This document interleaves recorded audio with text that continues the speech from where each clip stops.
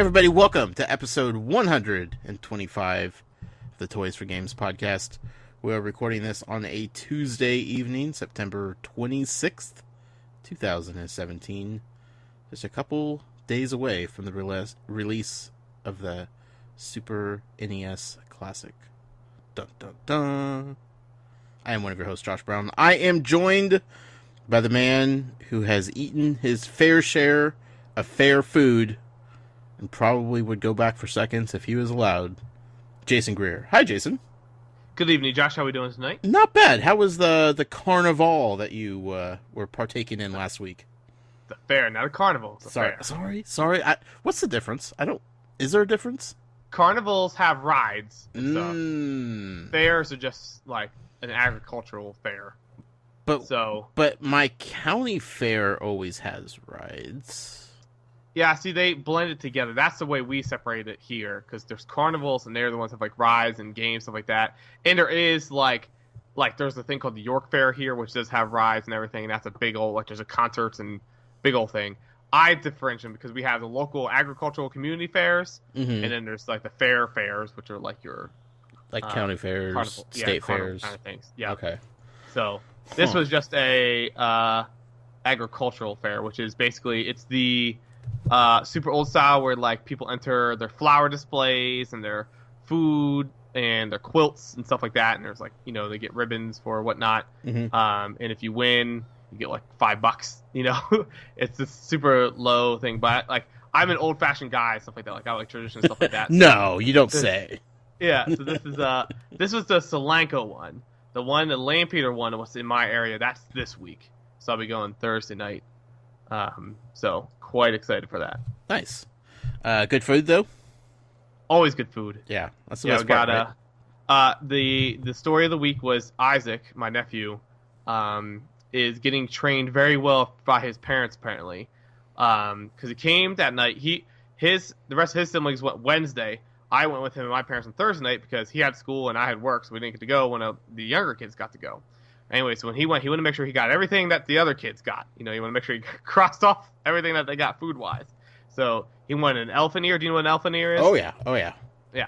So he wanted that, and he wanted to make sure he got his milkshake and stuff like that. So we go, and we ate dinner, and then we went to get our elephant ear. And then he saw, like, cotton candy and snow cone, and he wanted those. And we're like, well, you know, we're going to get milkshakes, and there's, like, the Hershey chips stand always gives out bags of chips, so we're going to get those. So we're not going to get you a snow cone and cotton candy. We'll just get those two. And he's like, all right, that's fine. So, of course, we're walking through all the stands, and all the vendors have candy for the kids and entice them over. And he goes and he finds this candy that he wants, and he goes and he asks my mom, he's like, Grandma, can I have this candy? She's like, yeah, that's fine. So he goes and he unwraps it. He has it, like, in his mouth, but he hasn't let go of it, so he hasn't touched his tongue yet. Okay. He pulls it back out, and he goes, if I have this, can I still have my milkshake?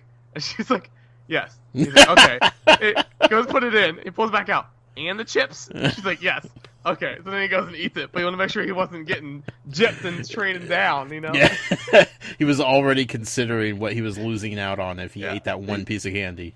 He's crossed his bridge before where it's like, well, you made that trade earlier, and he wanted to make sure that he knew this was not a trade. This is a bonus. I'm like, kid's got it down. Mean, to be fair, parents should be upfront about those kind of trade scenarios, you know, sure. Give a piece of kid, you know, like a little, you know, Tootsie Roll or something, and then you're like, oh, I'm sorry, now you don't get dessert because you had that one piece of candy. No, that's not how that works, parents. You gotta say, hey, if you want this, you're not gonna get dessert later, then let the kid make the decision. Goodness. Which typically, a lot of times ends up to whatever's available in front of them right now. Absolutely. So. Oh, yeah.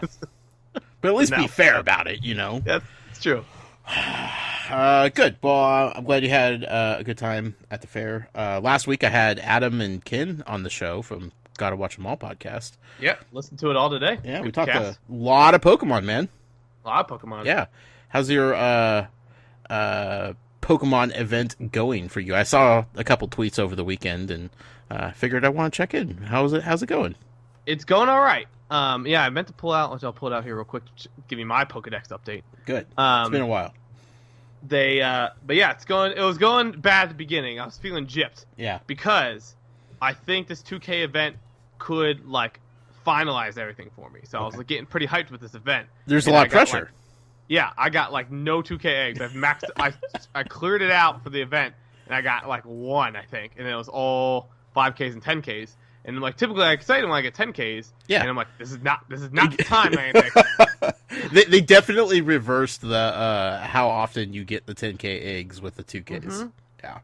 But I did hear that you can get like Larvitar and Mareep out of the 10K. Oh, okay. And a 2K. So I'm like, okay, as long as that happens, I'm fine. Sure. But yeah, caught 234, seen 239. Okay. So the remainder ones I need. Let me pull it up here. My little Google Keep list. I need Dragonite, Ampharos, Unknown, Porygon 2, Hitmontop, and Tyranitar. Now I have enough. I've been walking my Dratini for freaking like 7.5 months. It feels like, because I don't live like near. I'm landlocked, sure. So there are a lot of times by water, and like the only time I ever go is like there is like a park nearby that Vince and I typically walk around, and like that I think it's considered like a water thing because I do get like Magikarp and Staryu spawns there, so you should be getting Dratini. And the only time it ever spawns is if you put like lures up. It doesn't typically spawn by itself randomly. So I was getting real close. I was getting close to the 100 mark that I needed. And I'm the same way like what you said, like a living Pokedex. Like I need one of each in the Pokedex. Like, just the picture doesn't count. It feels more complete that way. Right. So I'm like, well, I'm actually going to need 125. You know, because I'm going to evolve. Been down that road. So I got close. Within 2 days, I saw a Dragonair at my target and a Dratini at the lake. And so I now have like 125 candies. I finally got to the point. Nice. So that one's ready to go. Unknown, you know, I live out in the rural area. I'm not going to find one of those because they're only like in the cities. Are those actually in the wild now? Yeah. You only really find them in like metropolitan cities. Huh. Okay. And it's like super rare to find still too. I didn't know they released them after that event. I thought that was just exclusive to that event. No, they've been around like forever since thing launched. It's just they're super hard to find. Sure. But Porygon 2 I have enough to evolve. Nice. Hitmontop I have the one I need to evolve to Hitmontop. All those I'm just waiting to do on a lucky egg thing because I'm going to get the 3,000 bonus plus the lucky egg bonus. Heck yeah. So now all I need is Ampharos and Tyranitar. So I'm hoping I get some from 2Ks and then I'll be done except for Unknown. Plus I have 2 of the region exclusive from down in Florida. Yeah, you got lucky with that one still. Yeah. So I'm feeling pretty. So I'm like hoping by the end of the week I actually might be set beside the Unknown situation. And you got all the legendaries. Yep. Nice. And there's that Pokemon event coming up in Philadelphia in a couple weeks. Yeah. It's not like a official Pokemon Go where they're going to increase spawns kind of thing, but still I'm hoping to maybe enough players and lures. You know, I'll be in Center City, Philly. There's a chance. Yeah. There's a chance. I wonder if like Niantic will at least like acknowledge the fact that people are gathering, like even on their own, and maybe just like bump that stat up just a little bit on spawns and whatnot. Yeah, I mean it's a Niantic official event as far as like they're endorsing it and like they're gonna have like giveaways or something there, but it's just not like an official Pokemon Go event. Oh, okay. So, and like because there's going to be new Pokestops there that they're doing for the event. Okay. Your city kind of event, but it's not like what I classify a Pokemon Go event where they're gonna have exclusive Pokemon there and all that kind of stuff. Gotcha. It's just I thought this was like completely fan driven. No, it's when Niantic partnered with that nonprofit city thing where like it's those walk your city events. Sure. It's Open Streets, I think is what it's called. Okay. One of those events. So like they're adding stuff to it. So like I wouldn't be surprised if they just like tickle on a couple, and not really announce it per se. Yeah. But I mean that would be the fun of it, is not announcing it and just kind of rewarding the people that are there, because they want to be there in the first place, not because of the promise of new ones or harder to get ones. Yeah. And I don't need the regional exclusive stuff there. Like that in itself still bothers me too. Like I wish they would stay regional exclusive. Really? As much as I want to fill my Pokedex, I think it makes it fun. But I mean, I'm never gonna get them. But yeah. When's the next time you go into Australia, my friend? Never, but it's just fun. I get it, I guess. It's the retail exclusives of the real world. Sorta? Kinda? A little bit more exclusive, I would say, but I see what you're saying.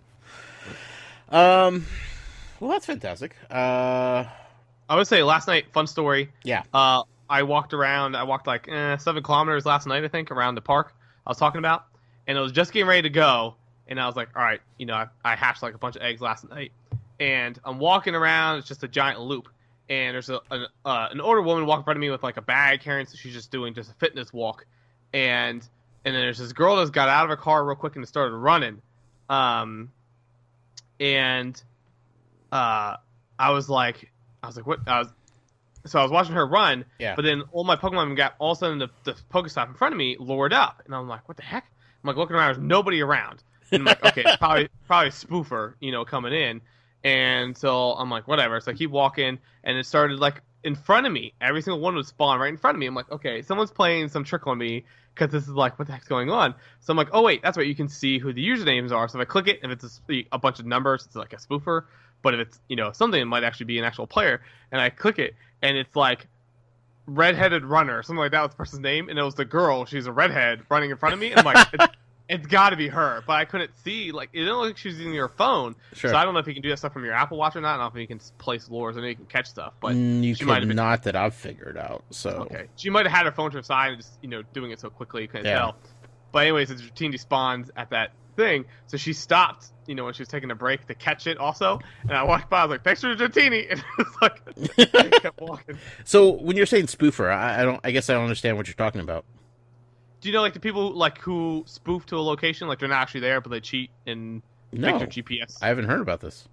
Oh yeah, dude, that's what? I don't dig into like the dirty back alley Pokemon Go stuff that's going on. So yeah, I'm not. There's people who like they'll catch all the regional exclusive. It used to be really bad, not as bad as it is now because they've somewhat put things in place to stop it, but still people do a lot of times. But that's what people used to do is that you can get GPS coordinates and type on your phone and you instantly spawn there. So that's why a lot of people have like 400 Dragonites because they know where a Dragonite is, type in that GPS, boom, they're there, catch the Dragonite, and then they can come back. So you get around the whole going outside part of the game. Is that only being done on Android phones or? No, if you have your iPhone rooted or not rooted, what do they call it? Jailbroken, you can do it. But it's against terms of services technically. Sure, of course. And they've soft banned some people and shadow ban like all that kind of different stuff.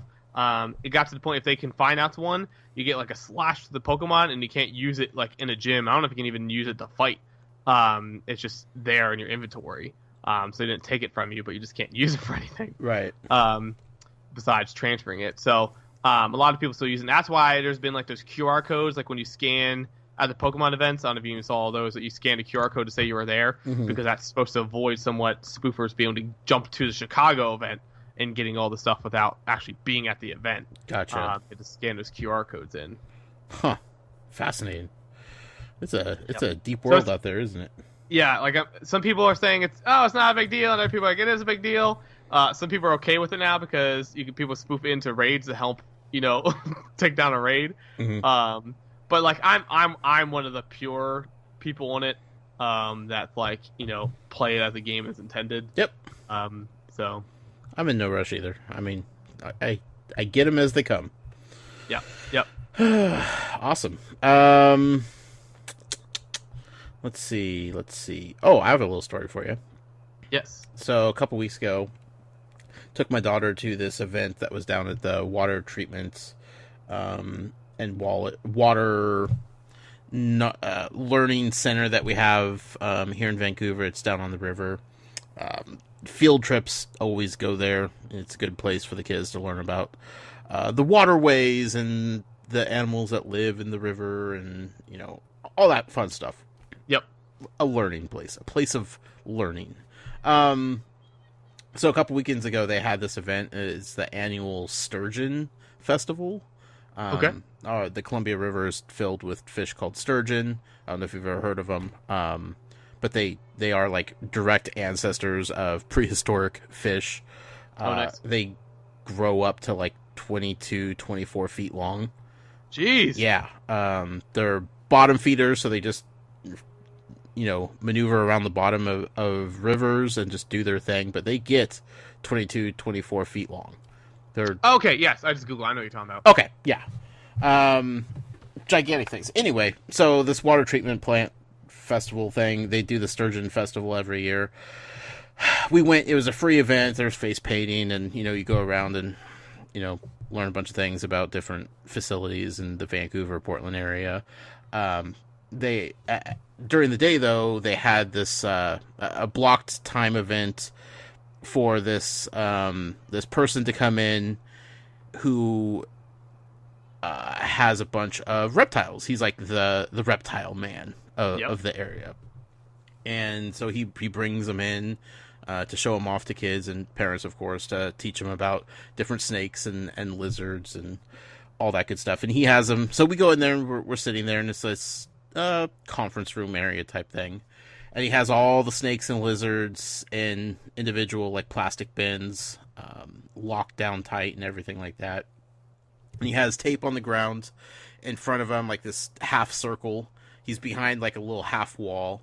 Or behind him is a little half wall. Then in front of him is like this half circle made out of tape. And he encouraged all the kids to sit down on the floor behind the tape. And then all the parents to sit in the chairs so they can see everything and whatnot. And the tape line was probably 10 to 12 feet away from like where he was standing and showing off the snakes. So there was good distance between him and the kids, but not a whole lot.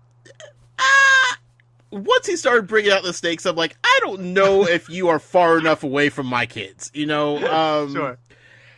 Like, he was like, these are snakes you're never going to see, like, in zoos or, like, anything, because nobody likes to handle these because they are so extremely dangerous. And I'm like, okay, you're putting on a show for the kids. That's cool. Second snake he busts out. King Cobra. I'm just like, okay, really, dude? And he opens the lid, and the King Cobra, it was a female. She just popped right out. I would noped out of there so quick. She just popped her head out of the bin, and she's all curled up, but she's sticking her head out of the bin, straight up. Her hood is completely extended. Nope. And she's just, like, staring at him. He is like, King Cobras are the only snake species that defend their nests, and they will defend their nest to the death. He was like, right now, this box, it's not necessarily her nest, but this is what she is recognizing as her territory. So she is going to defend this as much as she possibly can. I'm like, okay, so why are we lifting the lid off of this? Yeah. And like, he's just showing, like spinning her around so everybody can see, like, her big hood and, like, how dangerous. And he's just, like, just loving every second of this, you know? And finally, he grabs her and takes her out. And I'm like, oh, somebody's going to die. And, like, she's, like, wrapping around him. He's like, now that she's out of her territory, she's comfortable. She recognizes me. She's fine. She's going to be totally calm and docile. I'm like, cool. But I don't know about this. He also pulled out a couple different other snakes. I don't necessarily remember what they were. But he kept talking about how incredibly poisonous they are. Like, one of them, we do not have any sort of antidote for at this point. It's the only snake we don't have an antidote for. He had one there? Yeah, and he had the snake. And he was holding it. And he was holding it out of the box and, like, holding it away from him and trying to, like, keep it at arm's length and being... He's trying to be conscious and present of the fact that he's holding this deadly snake, but he's also trying to talk and tell everybody about it. And at one point, he's like, okay, I'm going to have to stop talking now because I'm having a hard time concentrating on where its head is because I'm also trying to tell you about it. So I'm going to be quiet for a few minutes. I'm like, dude, okay. So he starts off this entire show, right, with, I got into snakes when I was 15. When I was 15, I got bit by my first rattlesnake.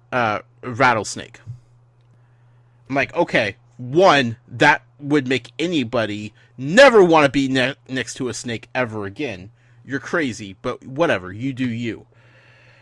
So I know he's a professional. He's been doing this like 40 years at this point, right? He knows what he's doing. He handles them on a daily basis. I know he's 100% safe. But all I'm seeing are these deadly snakes, and I'm thinking, this is going to be the time. This is going to be the day when he's going to get bit again. And, like, me as somebody who's, like, worried about other people's safety, what am I going to do in this situation? Like, if he gets bit, one, is he dropping the snake, or is he going to keep holding on to it? Because there's an entire auditorium full of kids sitting right in front of him. this could go bad real quick. And I'm thinking the local news, like where the headline's going to be, like Snake Man dies by snake bite.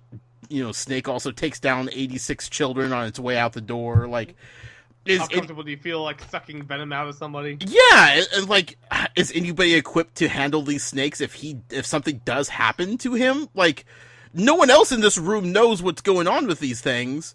I have to trust that it was the most frightening thing that I've experienced in a long time, and I other than the fact that it was incredibly dangerous all around, I still know that he was 100% safe and knew what he was doing, but it was just worst possible scenario I kept thinking about nonstop. And I'm thinking, my daughter's up there, like, is she like freaking out as much as I am? I'm sitting 30 feet behind her.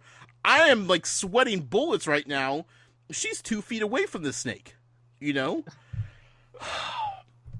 culminated. So I finally like calmed myself down enough to like really kind of start enjoying what was going on. And then he was putting one snake away, putting the snake back in the box, and his back was turned, so he wasn't really paying attention to the audience. And this kid stood up, 4, maybe 5, stood up and like started walking along the tape in front of all the other kids, and kept walking. And I'm like, okay, like maybe she's going to go find her dad or mom that's sitting on the other side of the room or whatever. Yeah, like maybe she should be going behind the kids and walking, but whatever. Like, she's moving to the side.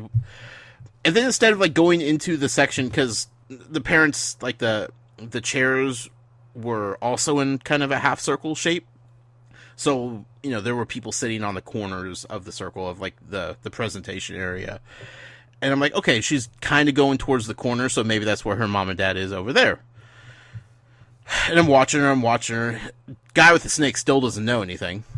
And instead of going to like the seating area in the corner of the room, she takes a hard left and goes back to the half wall that he's butted up against, and is standing at the table next to the several bins full of poisonous, deadly snakes. And she's just standing there. Like, her hand is close enough to where she could touch and grab these containers. And I'm like, oh my goodness, where is this child's parents? What is going on here? This is not okay. And he turns around, he sees her, and he freaks out. He's like, somebody better get their kid right now. And I'm like, yeah, amen to that. Like, we're about to have some serious issues here, because this kid has no fear. She clearly doesn't comprehend that what's going on is incredibly dangerous, because she just wants to see some snakes up close and personal. It's not how this works, kid. This isn't a petting zoo. So finally, the dad comes strolling up from behind. He's like, oh yeah, that's my kid. And he's like, can you please get her, please? Back him up?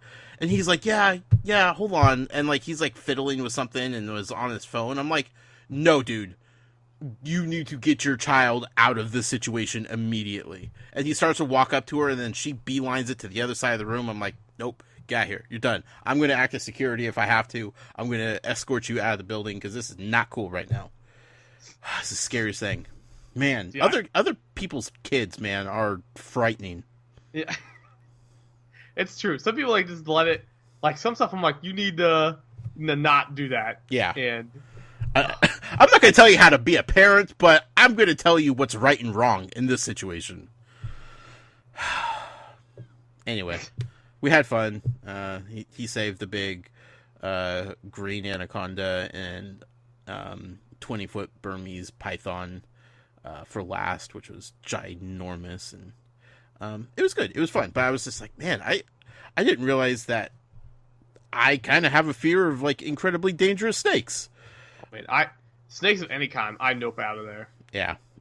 I remember watching this video, like people who I don't know if they're like scientists or whatever, do something with snakes, a professional snake, whatever. Mm-hmm. And there's like videos on YouTube of them like going into the snake rooms trying to feed them, and they have to pull snakes out of the drawer. Like they pull the drawer open, the snakes are in there, right? And they're trying to like feed it, and they're coming just biting onto their wrist the whole time. It's like, oh, you're feisty. I'm like, there's zero chance. I would be like 6 rooms behind there with the door closed, No chance. Yeah. Why are Like, you handling things that are constantly biting you? That's not cool. Yeah, like I remember watching a video at one point, probably in Australia, of snake that crawled up like people's like sewage pipes, and it was like hiding under the toilet seat. Oh, it's one of yeah. my deepest fears. Yeah. Anytime I go to the bathroom. Yeah. Yeah. Get out of here, man. Nope. Yep. Anyway, we have a fun show for you. I want to thank our show sponsor, as always, the wonderful Devin Lachinsky. You can find him over on YouTube, youtube.com/user/DLASCH2. That's the number 2. Thank you, as always, Devin, for everything that you do for us and the show.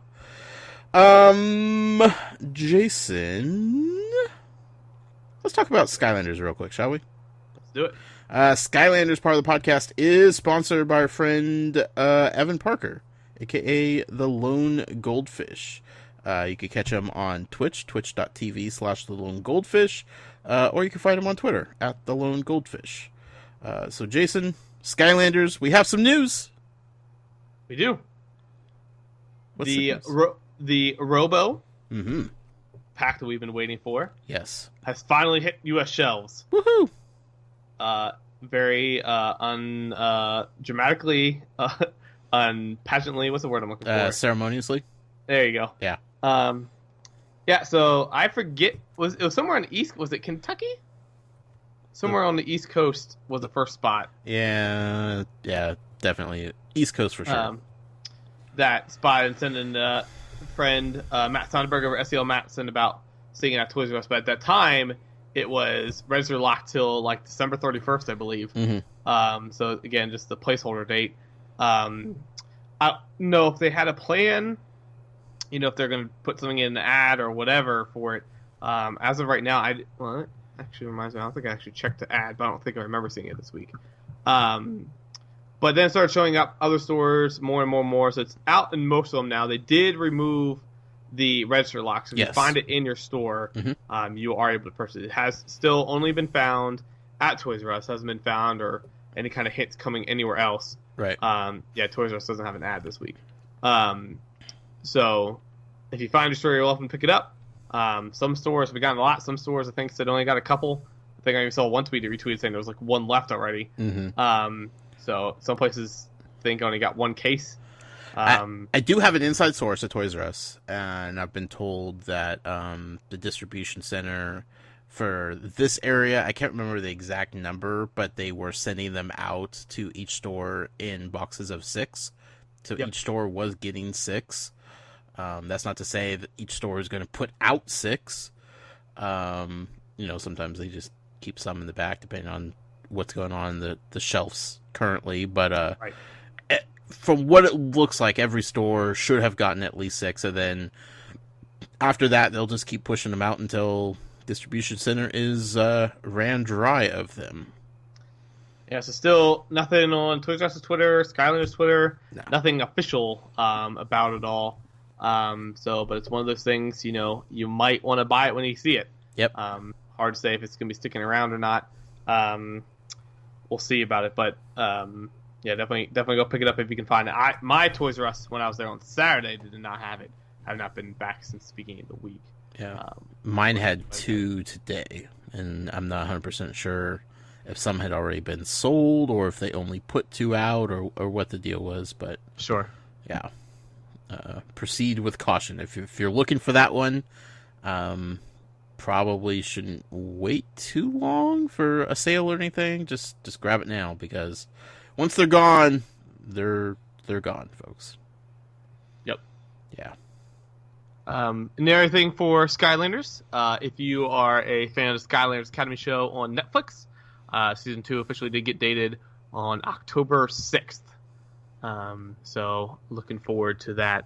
If you're a fan of that, trailer's out as well. Mm-hmm. So excited to see what all of our friends kind of trouble they get into this time. Yep. It's definitely more Skylanders Academy. If you liked it in the first season, it's more of that.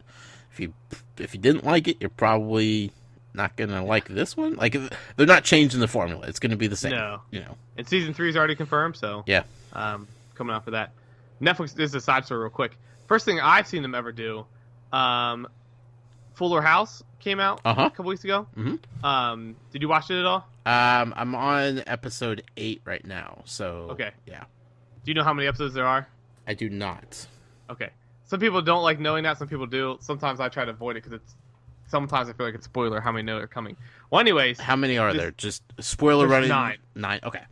Yeah. I feel like, because I know they split up the season, right? Like this is the half right. a season. I didn't know that. Oh. And so I came up and I was like, 9 episodes feel short for a season. And I get to this and I'm like, because it just started getting good, as far as like the overall storyline. The episodes were all fun, but I'm like, okay, we're finally getting somewhere. Sure. And I'm like, you got to be kidding me. And I was like, if they're dragging this out for another time, and I was like, hopefully, if they're doing what they do in this, I'm like, they better be setting up season 4. And then I found there was a second half. I'm like, oh, and this is the first time thought I knew of them doing this for a Netflix season, doing something this quickly. Yeah. Because the second half's coming out in December, I think. Yeah. So I appreciate that. They spread it out.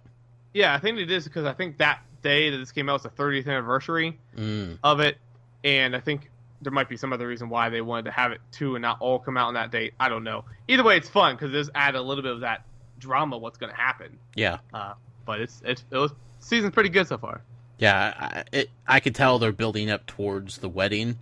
So I'm excited for that for sure. But Steve wanted to get registered at Applebee's. That's totally me. Yeah. I okay. Honestly, I have a hard time seeing Steve and not thinking about you. I'm like, this is Jason in a nutshell. Like, this is totally. Just go along for the ride as long as there's good food involved. Like, everything else is A-okay. Ready to go. Although I think you might be a little bit smarter than Steve, but yeah, I hope so. I digress. Yeah, awesome. Netflix doing their thing. Yep. Let's talk about a little bit Lego Dimensions real quick. What is going on with Lego Dimensions? So as we talked about our last podcast, Wave 9 did come out. Mm-hmm. It came out a couple weeks ago there. Still no sales really to report for any of the packs. So if some of you I know have picked it up because obviously you're worried about same thing about stock with it. Other people might still be waiting on sales. Because remember we had like those blowout sales a while ago, like you mentioned, and everything's back up to normal pricing. We don't really get any sales at all. So it's in a weird limbo state right now. They still have not showed up on Amazon. So again, it makes me feel like there's something behind the shortage of stock, or let's just be blunt. Amazon video game has gone downhill recently, so it might not necessarily be a Lego Dimensions thing as much as just an Amazon cutting their video game stuff. Yeah, which is really weird still. Yeah, I don't understand it at all. But yeah, so it's still out there, but every other store has them. So hopefully you can find them in your stores. I did not get a chance to go out that day to take a look to see how stores put stock out. Heard a couple of people tweeting in saying that they're like GameStop had them out, stuff like that. But when I was at Target's this past couple days ago, they did not have them out. And it's been a couple weeks now. Still not out on the shelf, but yeah, I have not seen them at any of my Targets. I managed to get my set at Best Buy, and they had like one of each on there. Wow. So I was like, well, okay, this works out for me, but it sucks for anybody else coming to look for these. I don't know. Yeah, speaking of Target there real quick, we can touch on it real quick. Target seems to be redoing their Toys to Life section. Mm-hmm. And so I don't know what they're going to do with the aisle. I tweeted out a picture of the sign they had hanging up at my Target, mentioning specifically the Skylanders section, saying that it's temporarily unavailable, or I forget. Let me see. I'll pull the picture real quick. There's a lot of toys about to hit clearance. Yeah, it says this display has temporarily fallen into the hands of chaos. Fixture approved for CRC. But then, yes, it's Chaos, Ultimate Supreme Ruler, and Chief Strategic Overlord and a World Domination. So it seems weird saying it's temporarily, Yeah. And typically some people say, like, oh, this must be a sign that's, like, when it's broken. But, like, a lot of people's Targets are all now putting, like, this is a new sign. Yeah. Like, I don't think anyone saw this, like, back in September or something when something broke. But somebody's I've read some reports saying that their Target completely took out the aisle. Don't know if they're redoing it or not, but like the amiibo display was even in the back, wrapped up to ship back. So who knows what's going to happen? But yeah, it wouldn't surprise me. Again, 3 of the stuff is essentially done. Yeah, they're not going to dedicate an aisle to amiibo. No, so not anymore. Yeah, they could put those suckers on the pegs at the end of the aisle or something. But yeah, they'll just mix it in with the game stuff with Switch. Yep. And there's a 3DS game case and an amiibo. Yep, and a pack of styluses. Yeah, because you always lose those. Yeah, I was in Target yesterday and I saw them working in that aisle. I'm like, what are you guys doing over here? Guess we'll find out. So yeah, Lego Dimensions Wave 9. It's out, sorta, kinda, mostly. Yeah. They announced the stuff, press release, everything's as normal. Typically in the press releases, they typically talked about what's coming next. Yep. And they didn't mention a darn thing either way. Just completely forgot that paragraph. So there's still no word about anything past this. Nothing. Yeah. I've been looking through their mentions, seeing, they're stopped saying certain things. But again, nothing. Yeah. So. Man. I already built this entire wave, did that last weekend, and really enjoyed it. And I was just sitting there thinking, man, this is such a shame, because this was one of my favorite waves, in total, just so good, so unique, so different all the way around.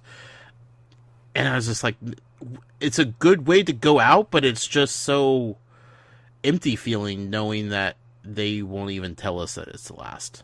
Right. So I don't know, man. It sucks. I want them just to address it now that it's out. But I could totally see them waiting past the holidays at this point. Oh, absolutely. I think so. If we haven't heard anything now, what's the point? Yeah. You write it out through the holidays and let people buy it up and go from there. Yeah. Lego Ninjago game's out as well. Heard good things on that. Mm-hmm. How was the movie? See the movie? I have not. How was it? Okay. It was all right. It's definitely rank the Lego movies. Lego the Lego movie still number 1. Lego Batman movie close behind. And Lego Ninjago movie decent far away. Oh.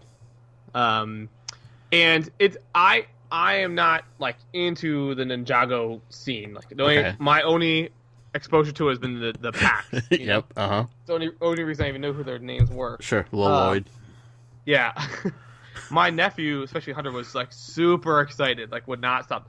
I asked my sisters if I could take him out, and my one sister Megan texted me saying she asked him the next morning. She's like, Hunter, and he's like, I have a question to ask. She's like, what's that? And she's like, do you know that Lego's coming out the new Ninjago movie? And Perry's like, yes, Mom, I've been trying to tell you that. Like, we talk about it every night at dinner. Why are you not listening to me, Mom? Because it's something she would totally zone out. Yep, and he's like, I've been trying to tell you that. Because she would never take him. She took him to see like the Minions, but I think she was interested in that. But sure. I don't think she would take him to see the Ninjago movie. And she's like, do you want to go with Uncle Jason? And he was like, all kinds of pumped. And he's been telling me about the cat and everything and how funny this movie is going to be and just all about it. And they seem to all enjoy it. So I think if your kids like enjoy it, they're going to enjoy it. But what made the other movies great is there are a bunch of I don't know what to call it. It's like creative and smart humor, Yeah. Like the good cop, bad cop stuff. What was the super glue? What did they call it? The crackle. Crackle. A bunch of stuff that was just like really funny, unique humor to it all, Mm-hmm. And there was none of that in the Ninjago movie. It was just none of it. It wasn't like bad humor, but it was just like it was cheap, standard kids movie humor, Sure. Like their main punchline was the constant current joking theme where it's like one guy's being super serious and the other guy's being funny, where he's trying to be short. He's like, yeah, I understand, but okay, yeah, but no, but okay, yeah, but see, yeah like that quick banter back and forth. Sure. That was like they did that like I think at least 3, probably 4 times, and like that was like their main comedy they kept going back to. It's a pretty surface level. Yeah, it had a good message behind it, like fun stuff with the dad. This was gonna say it has the Rogue One effect. All the clips in the trailer, not in the movie. What? Like when he like says something to his dad, and the boss or the Lord Gamadon's like far away, and he turns like, "What you say?" He's like, "Nothing." that's not how they do it in the movie. Weird. Something else they did differently in the movie. There's at least 3 or 4 scenes that like were in the trailer, and that's not how they did in the movie. So they must. I haven't researched to see if they did script rewrites for the movie. Well, they definitely did. Yeah. And like I was telling somebody about it, I'm like, I don't know how bad it was beforehand. If they changed all the stuff afterwards, it's the same script. They just changed how they did it. Sure. And the Taylor Swift Bab's Blood song was not in the movie or at the credits, so I was bummed about that. So, like I said, it was okay. And I said if you liked Ninjago, they probably there's no reason they wouldn't enjoy the movie. But it was far and away from how good Batman and the Lego movie were. Gotcha. That's kind of a bummer. I was hoping to go in without having the knowledge base of Ninjago and still be able to enjoy it, for what it was, because it's Lego. They do make some really good movies, but it doesn't sound like that's going to necessarily be the case. No, like I laughed a couple of times, and a lot of the stuff I laughed at was like, slapstick humor that was in it. I don't think I remember laughing at I think there may have been one that I laughed at that was like only an adult would get it, and not in a crude way, just like a smart joke. Sure. And I think it was only once, but it's like the Lego movie is just filled with that stuff. Yeah. So I was same with the Batman movie. Yeah. The Batman movie, I was laughing beginning to the opening credit scene was like, okay, this is going to be great. Yeah. Speaking of movies, weird segue. We don't need to get into it much. But Mother, have you heard about it? Yep. Have you read about it? No. Okay. Well, I've read headlines and stuff on it, but I mean, other than the fact that everybody thinks it's bad, everybody that went to go see it, you haven't read about the film itself and like the story behind it? I don't think so. Definitely should. It messes with you big time in really interesting ways. I went to see it. I like horror movies. I like suspense films. Like that's definitely my jam.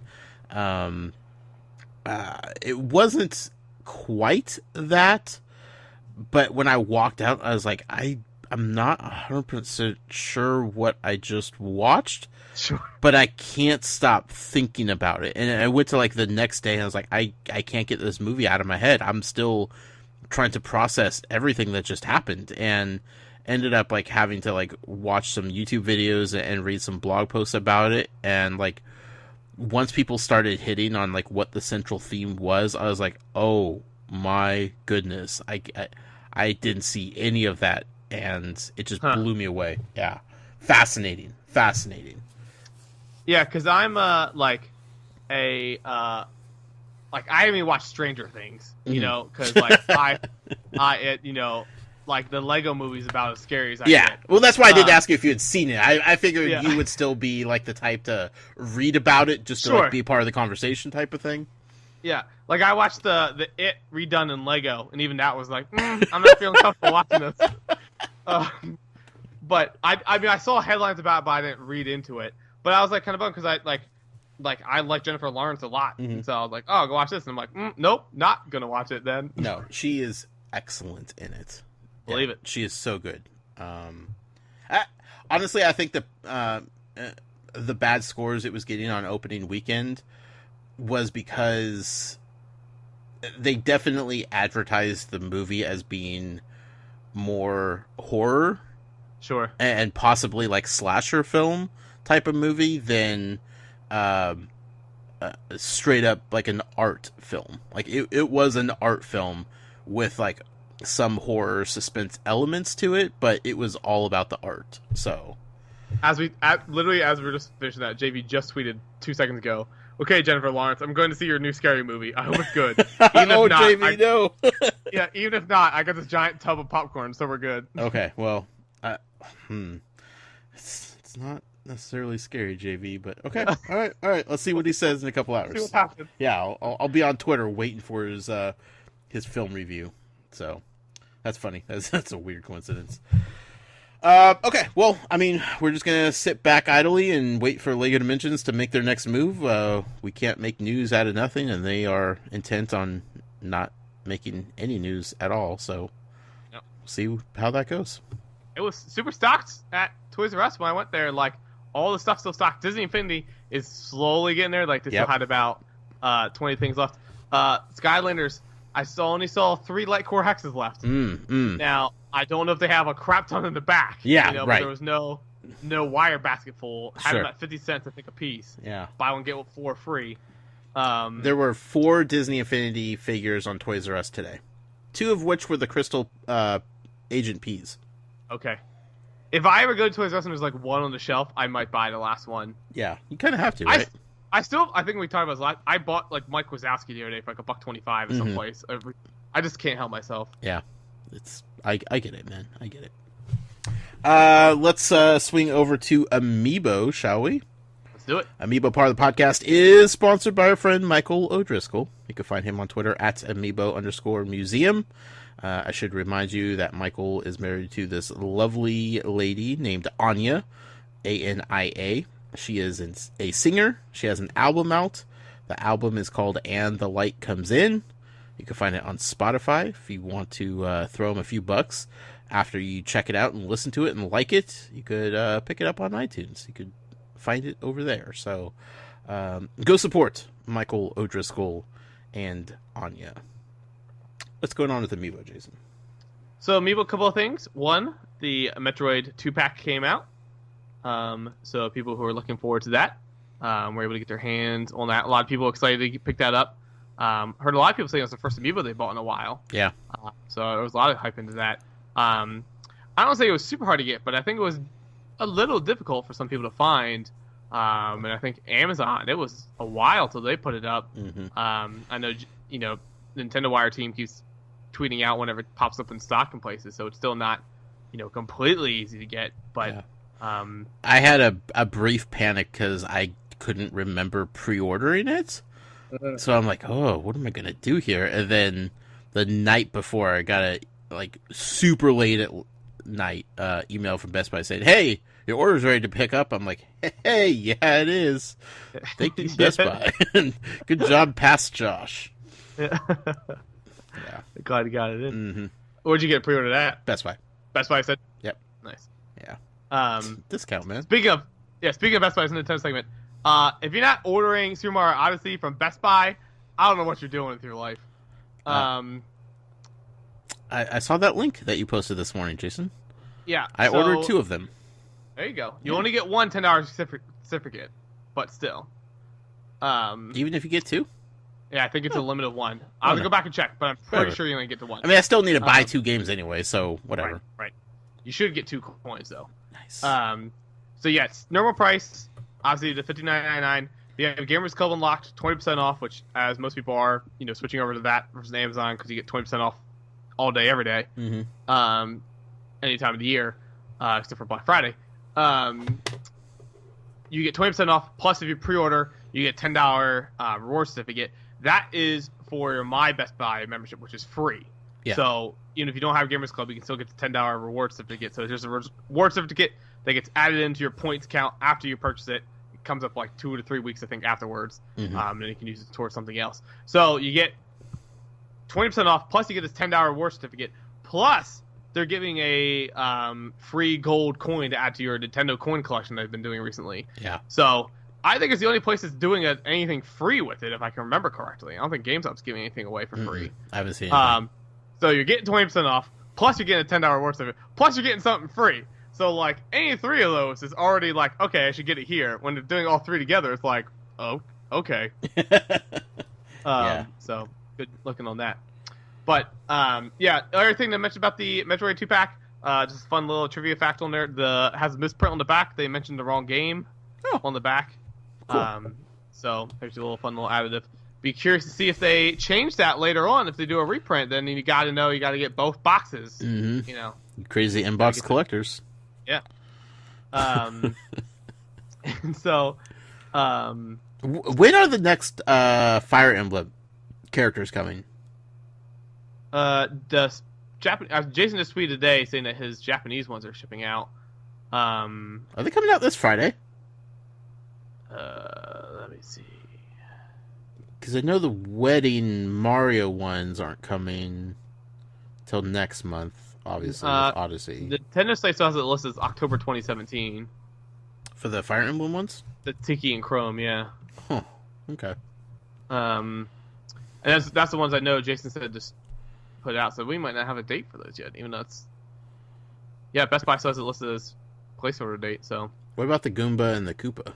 That's October 6th. That's what I was going to go next. Those are in a couple... That's what? Next week? 2 weeks? Next week, man.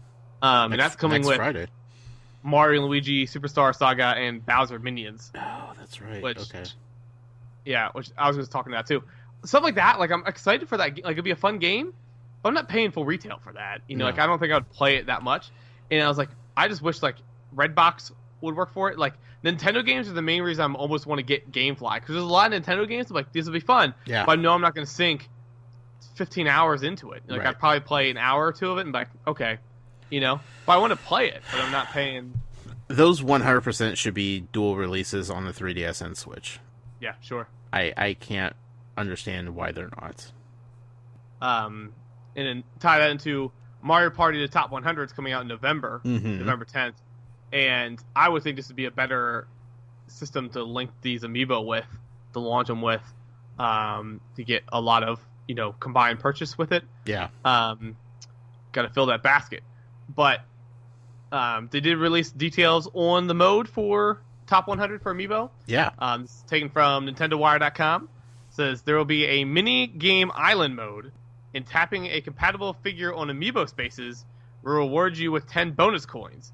These spaces can apparently have Goombas and Koopa Troopers occupying them, though, and if that's the case, you should be tapping their respective amiibo instead for a total of 50 coins. You'll be able to increase your life in the game mode by tapping a compatible figure, my guess being the entire Super Mario line. The Goomba and Koopa Troopa amiibo will get a little extra mileage as well in the minigame match and championship battle modes. Sounds like minigames would come in defined packs, maybe based on their game of origin or whatever game characters are in them, and scanning these two mini amiibo will make unlocking the Goomba and Koopa minigames a little bit easier. No idea what any of that means, but the island game with moving spaces. So is there like a mini version of Mario Party inside Mario Party Top 100? They're trying to shoehorn Mario Party into a non-Mario Party game. And if there is that on the spaces, is there mini games inside the mini game collection? Because that's way too much mini games. That's fantastic. Only Nintendo could get away with something like that. Yeah. And it's still Tim Geddes' response to this is still the best. His reaction about why is this not on Switch? Yeah. I think they're just going to release it later. I think they're just trying to get the 3DS money with it. Yeah.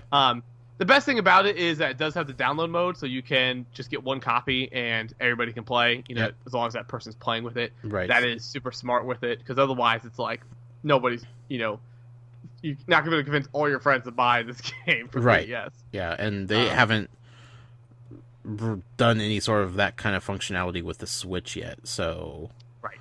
Maybe that will come down the road. Right now, we don't need any big other Switch games because everybody's looking forward to Mario. Everybody's gonna sink in so much time into that game. They're fine right now.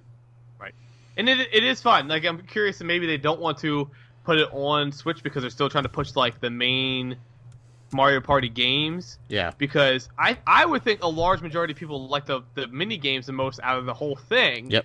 So it's why would you go buy a new Mario Party game if you have 100 of them for your Switch of the best part of it? Right. Because that's me. The board game aspect, I was like, get this over with. I just want to play the games. So. Yeah, it seems like everybody's always hustling to get to the next mini game and have fun with that, and they never last long enough. So. No, right. Well, all right, it's cool. a bunch of cheating going on in those mini games. So we got some amiibo releases coming up in the next month, so that's exciting. As I said at the top of the show, Jason, we do have one more Nintendo release, and that's this Friday, the Super NES Classic that's being released. I have some breaking news. Ooh, break it. I have stock numbers for Toys R Us. I don't have stock numbers for other stores, but I have it on good authority that every Toys R Us in big city metropolitan areas will be getting 60 units. That's crazy. Other in smaller towns, more rural areas are getting between 30 and 40 units. But yeah, there we go. And I think Nintendo's already said they're going to have additional shipments. Like, this isn't it. Yeah. And I feel like this is already, as I said it was going to be, more than NES systems. Right. Toys R Us didn't do pre-orders, correct? Right. So those numbers are for everybody. Nobody has reserved those. So right. But like even my Toys R Us, what I said, has like 40 of them. You can check on those. In Warrior 64 has been tweeting out pictures of Best Buy stocks. Over like 100 at places. Nice. And they had online pre-order, so right. I was gonna send my mom out Friday morning to go get me one, originally. Yep. I might risk it. I might risk it at the end of the day and go see if I can go find one. Wow. I might risk it. Huh. Okay. I like it. I like this new fiery Jason. You're playing with fire, man. I like it. I'll do what I can. Yeah. Well, I mean, also... It'd be fun to periscope it. Nintendo is promising that there will be more, like you said. So, do we believe them? I think people need to see it before they believe it, but... I mean, if they're bringing back the NES Classic, like, that should be proof enough that they understand that there is a demand for these things, and they will put out as many as people will buy. And it wasn't just, like, Reggie's thing. Like, they released a full-blown official press release. Yeah. About increasing stock. Like, this isn't like a Facebook post or a tweet. I mean, it takes a lot for them. They're not going to publish a press release just for kicks and giggles. Yeah. It's going to be like a legitimate thing. Well, they also need to kind of reassure their stockholders that Sure. because that was a bad look with the NES Classic. I did not know until I saw like some previews on it that the front of it opens up like clamshell style, and that's where you plug the controller in. Oh, that's smart. I hadn't even... I haven't seen anything about it, so... Yeah, it's just your NES controller can work... Like, it goes both ways. Your NES Classic controller. Obviously, you only get 2 buttons on it, but, like, you can use it for them, I guess, if it's a compatible game. Right. But it's the same plug-in as... I guess you might be able to use the Wii ones, or Wii U, or whatever one it was, has plug-in, because it opens up, and that's where the port is. Because I always saw it's just a normal Super Nintendo port. And I was like, that's kind of fun to be doing the same thing, but I guess I actually like this idea better. Huh.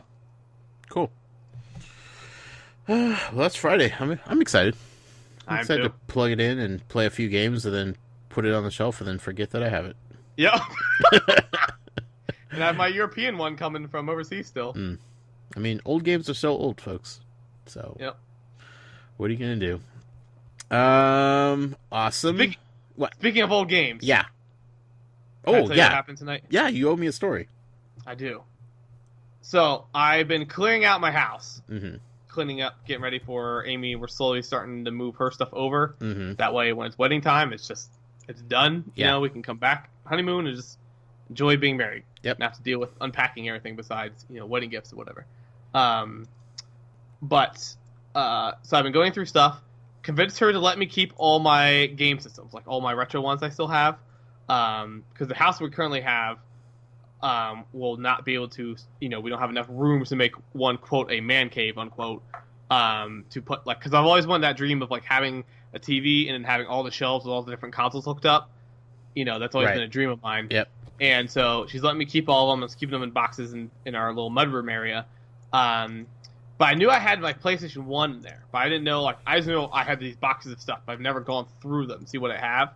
And I couldn't remember what I gave away. Like, I gave away my N64 to a kid at church a while ago because he wanted one for his birthday, and this is like 10 years ago. And I'm like, man, wonder if he still has it because I kind of want it back, Because yeah. I don't think he's using it anymore. But today I was reading an article. I think it was Kotaku or somebody posted about ranking Tony Hawk Pro Skater 2 song list, and I keep remember everybody talking about how good that soundtrack was. And so I was clicking through all the songs. I'm like, man, this soundtrack was so good. And so I was like, man, I wonder if if my PlayStation 1 still works. So open the box, forgot I had 3 controllers, forgot everything's there, power cords, everything like that. And I'm like, do I still have any of my games? Open another box, and there's like my Legend of Dragoon game I talk about all the time, Vanguard Bandits, and Tony Hawk Pro Skater. I have all of them in there, 1 through 4, all for PS1. Nice. And I'm like, oh man. But if I remember correctly, my PlayStation 1 started having like a disc read error. Like you push the power button, it would spin the disc, but like sometimes it was like the old NES where you like sometimes it works, sometimes it doesn't. And I'm like, I haven't turned a sucker on in 10 years. There's no way it's still going to work. And then my other problem was, what TV do I have that I can plug this into? Right, yeah.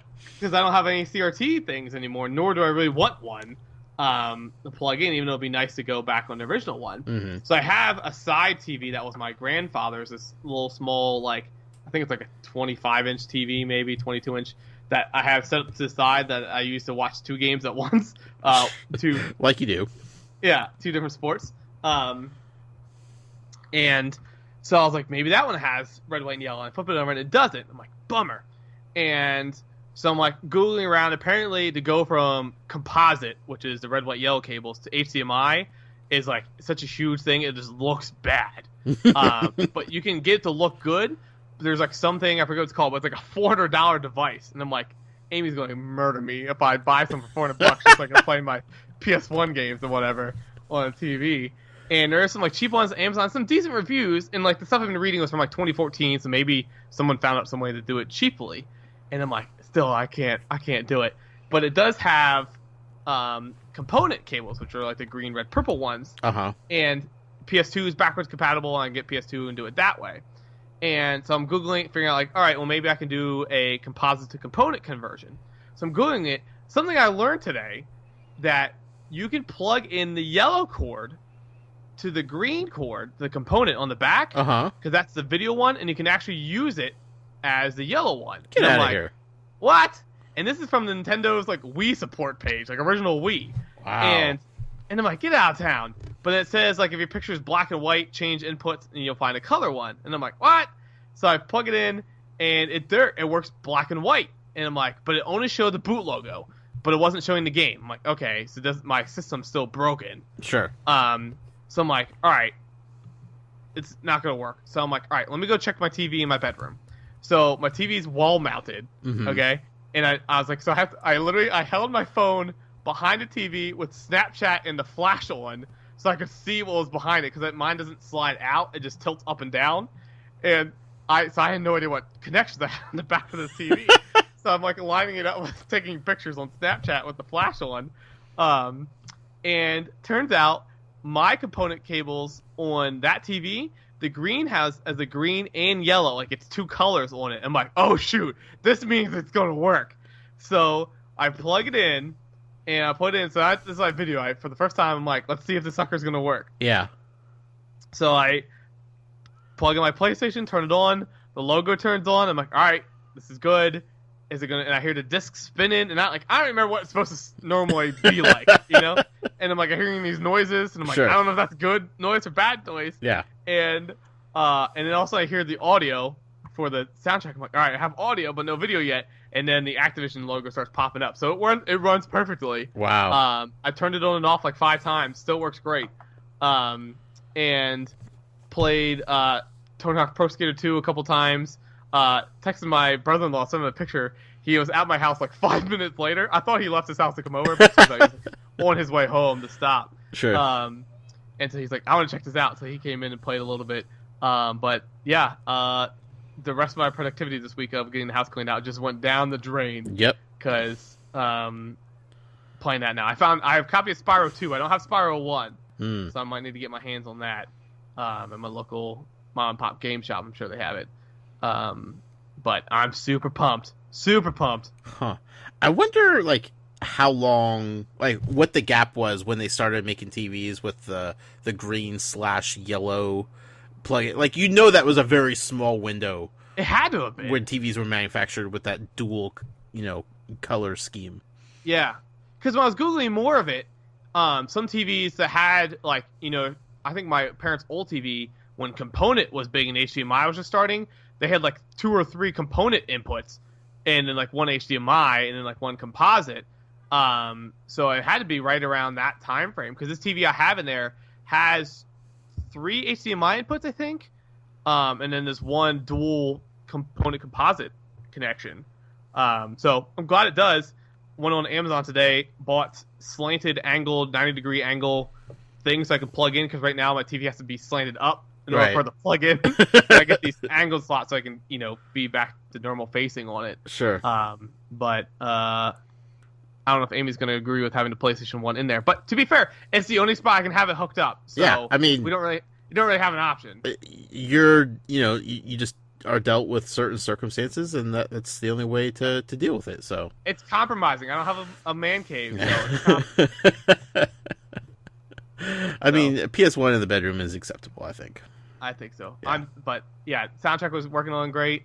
And it's so funny, games like that, like, instantly picked it up. Like, I knew exactly which button was what and was pulling out stuff. I had to Google, because I think it's Sonic Persecutor 3 is when they start showing you, like, in the menu, like, when you hit start, you can go to, like, the special moves. This one, if you hit, like, the menu, it's just, like, resume, quit, and, like, options. I don't think I had the skill list. I had to go to Google, brought up an old, like, typed out GameFAQs article for what their special combo moves are. Yep. And it's just like, and remembering the warehouse, like, the grind things, open up all the, like, it all came just flooding back so fast. That's awesome, man. I want to play that right now so bad. It's so good because, like, I bought the HD collection when they released that one, and, like, how bad the controls were. And I'm like, this is not, and, like, I was instantly, like, maxing out scores. I'm like, I'm not missing a beat, ready to go. So I'm excited to try out 3 hopefully tomorrow. But so excited. That's fantastic. Cool. Let's talk about the community question real quick. The sponsor of the week this week is going to get a $5 Amazon gift card for having the best response to this community question, which is, what was the last Toys to Life figure you bought and why? Finished collection, to use in game, to customize, etc., etc. What do we got, Jason? So tonight we got a couple of responses in here. Malik Emerson Rose of Death says, been taking advantage of Toys R Us buy one get one get 4 free deal on Skylanders Disney Infinity Sale.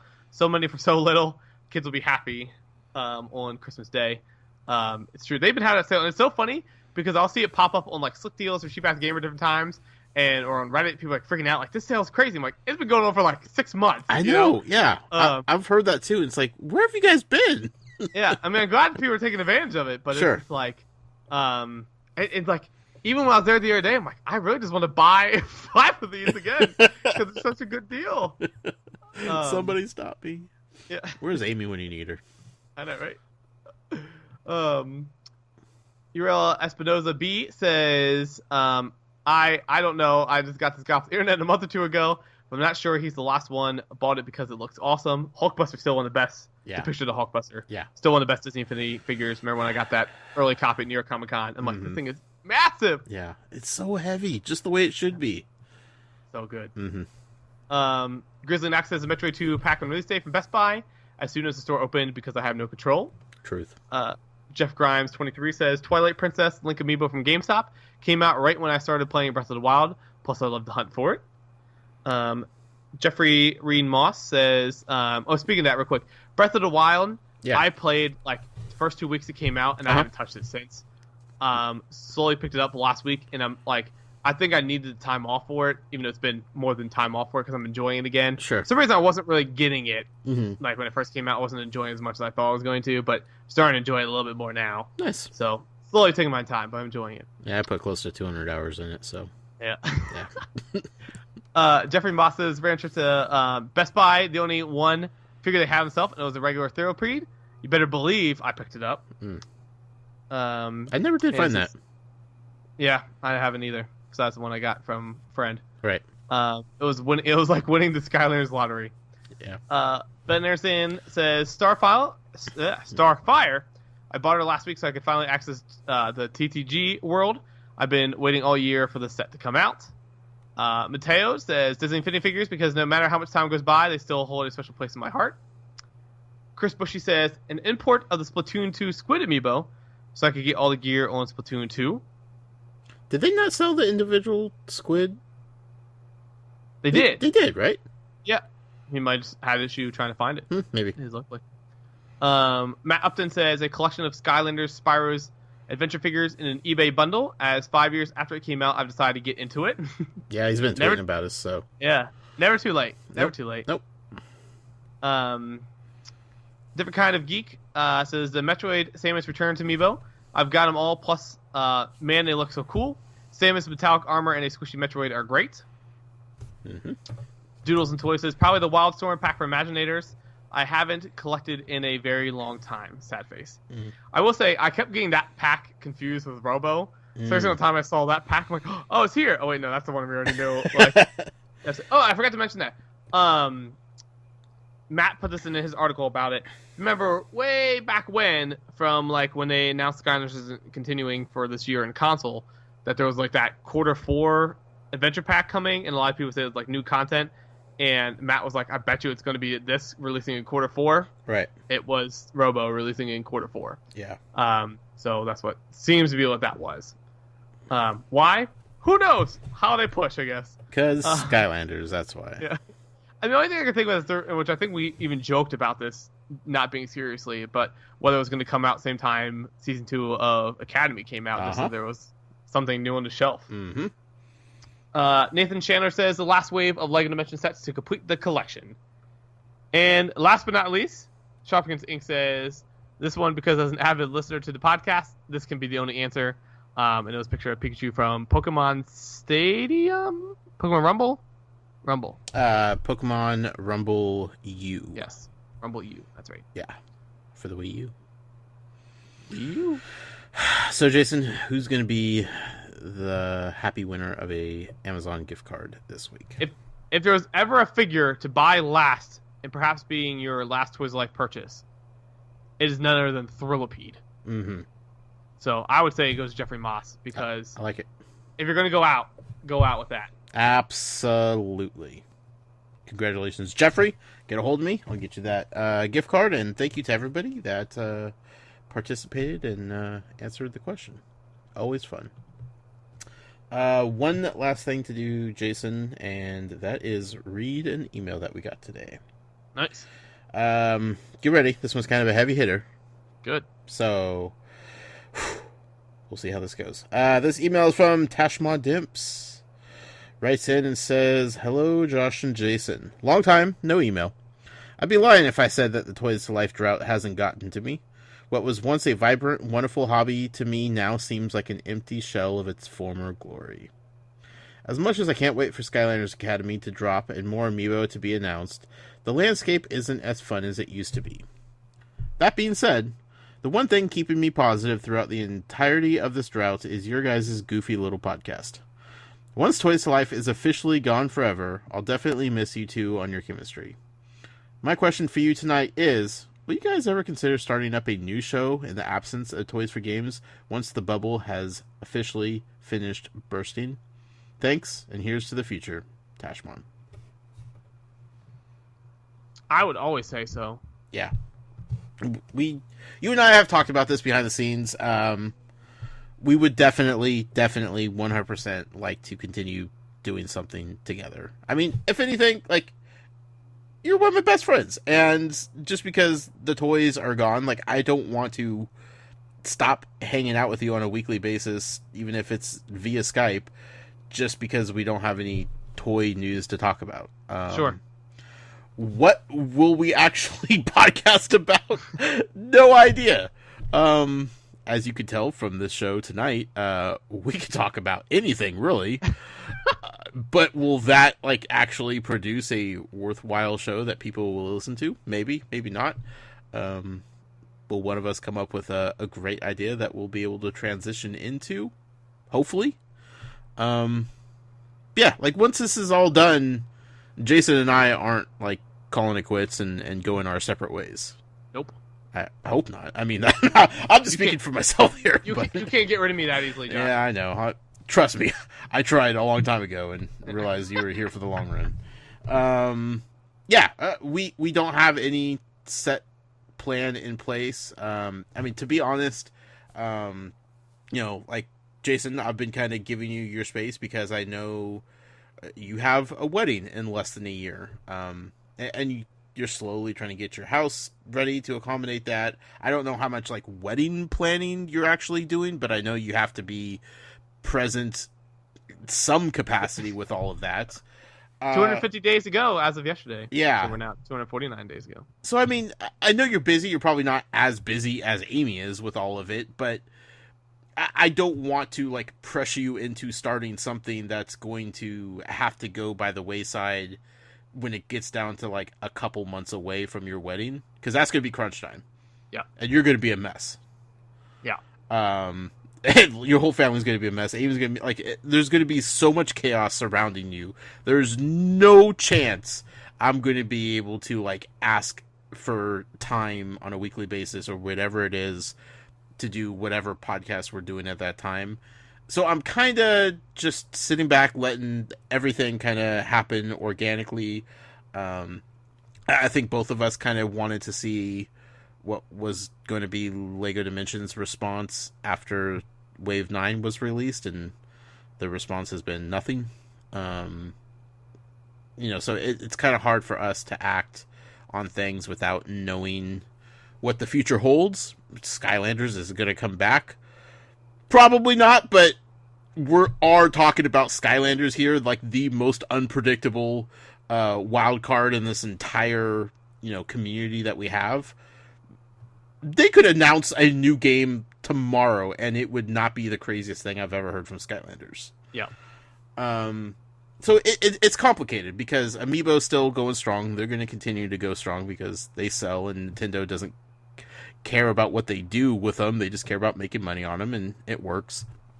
So we're kind of in limbo. And that's like last week having Ken and Adam on the show to talk Pokemon, like that might be a more regular thing just to add something in there. But I mean, in reality, Jason's getting married in 249 days, and I know that's where a lot of your attention is, outside of work and whatnot. So, look, things will happen.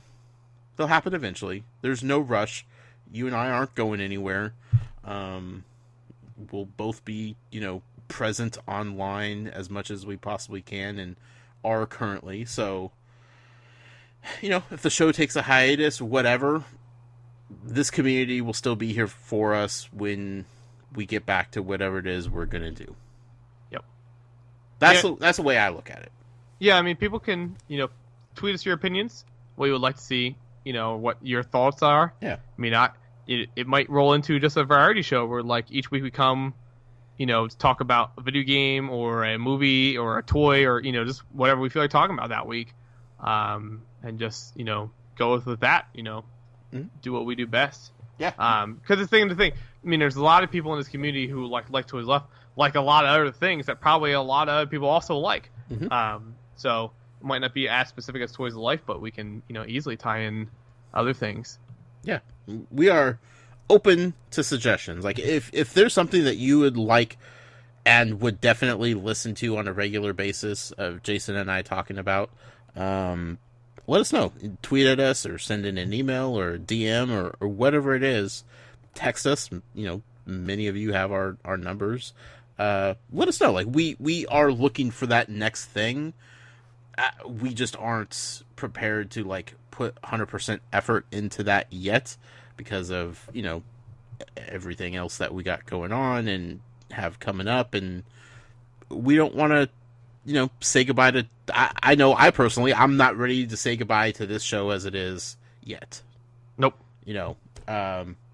It's crossed my mind more times than I could possibly count.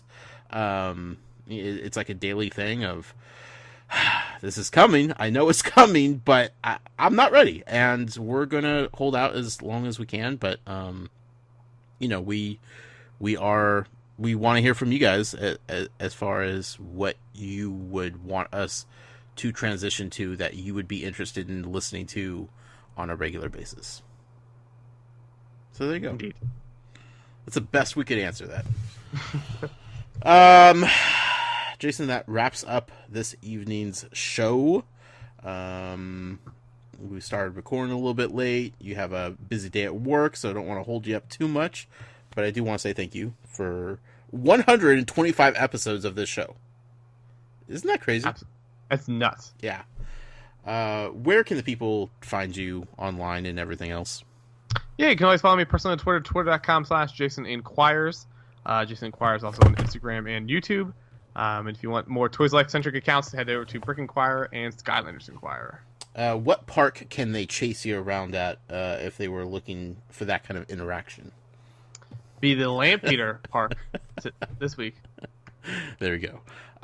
You can find me personally on Twitter at The Noise. That's with a Y. You can follow the show on Twitter at Toys for Games. I'm thinking about...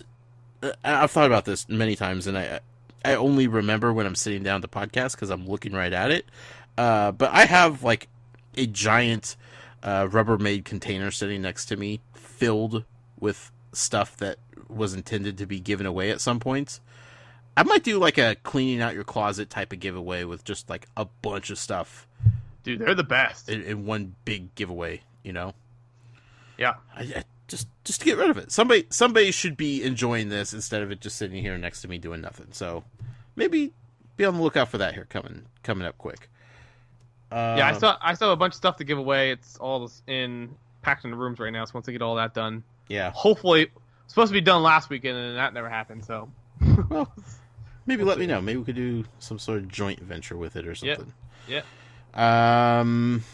Let's see here. Facebook.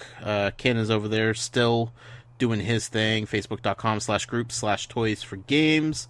The website, of course, is toysforgames.com. And if you'd like to support us, you could do so over on Patreon, patreon.com/toys4games. Oh, and the email. Email, as always, podcast@toysforgames.com. Well, enjoy Tony Hawk Pro Skater 2, my friends. I know that's what you're going to be doing the rest of the week. Yep. Up until probably Friday night when high school football starts. Yeah, yeah. Tomorrow I got church and then date night. Mm-hmm. Thursday going to the fair all evening. Sure. Friday, going to go try and get my Super Nintendo. Then it's college football, or high school football, and then Saturday going up to the Penn State game again. For their Indiana. I can't believe you still watch football after this weekend. I know, man. Awful. Mm. They but this weekend Penn State, they're becoming like Oregon. They're gonna wear alternate uniforms this weekend.